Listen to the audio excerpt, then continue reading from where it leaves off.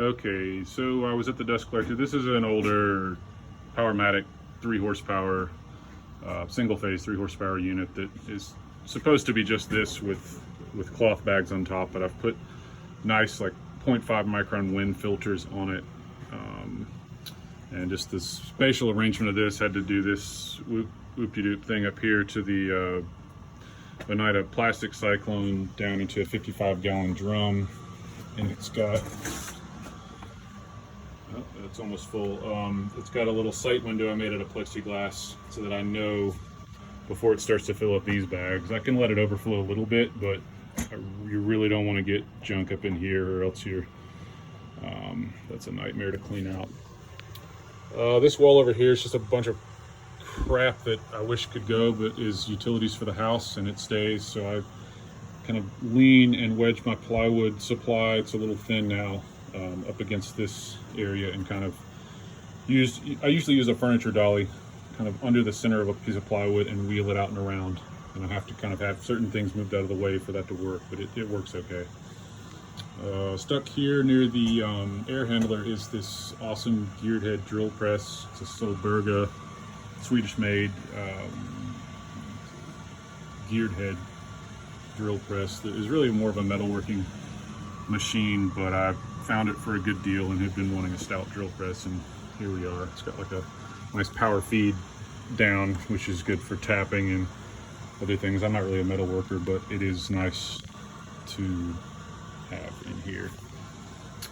Let's see, coming around this way through the lane, there's another old SCM Italian machine. This is a T100 shaper. It's 5 horsepower, 1.25 inch spindle, 2-speed.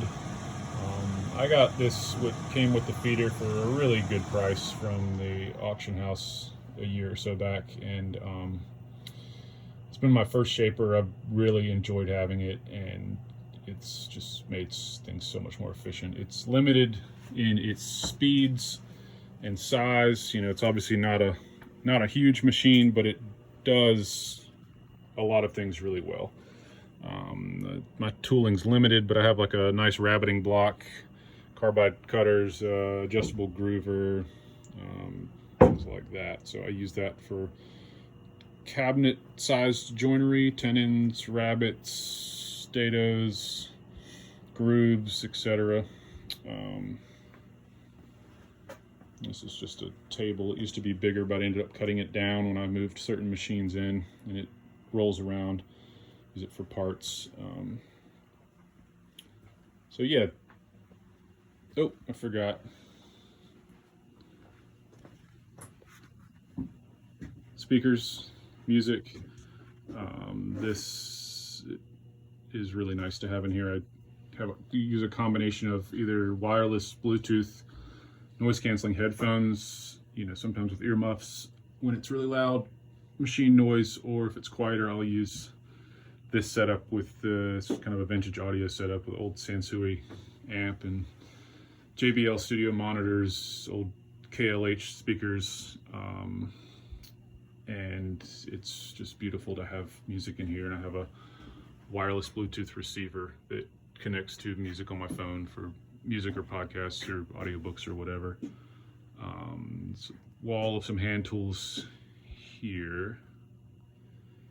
Not super organized with the hand tools, but I don't have a ton, but I have most of what I need, and I just can grab and go with this setup, even though, you know, a cabinet or tills or whatever might be nicer. But yeah, so this space is basically 21 feet wide by 28 feet long this way. There's a bunch of crap along this wall that is constantly in the way. I basically lose 3 feet of space nearly along that entire wall. There's obviously the columns that are in the way. There's the ductwork, the ceilings where there's not ductwork. So like here, the ceilings are 83 inches, so just under 7 feet, which is extremely limiting. You know, I make do with it, but that's probably my biggest complaint, between the ceiling height and the columns down the middle of the shop. Those are the ductwork overhead. And I have moved the arrangement of the shop several times to kind of accommodate for those types of things. You know, I used to have a table saw right here, and it took up a ton of space, and there used to be stairs, believe it or not, that landed right here and went up to that door. We keep it locked, but that goes into the kitchen of the house, and they used to come down right here and be really in the way. And once I ripped those out and just committed to using the walkout door only, that opened up a lot of possibilities, you know, for a lot of these machines that was not an option before. The good part is that there is a walkout door.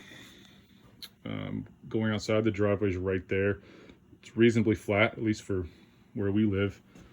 And I typically move things in with a combination of black iron pipe, like on leapfrogging plywood across the yard, or pallet jack if I can help it. And all this stuff is fit through this door, believe it or not. I had to take the door off the hinges and the door stops off to get this in, as far as width and a few other things. I think the table saw had to do the same.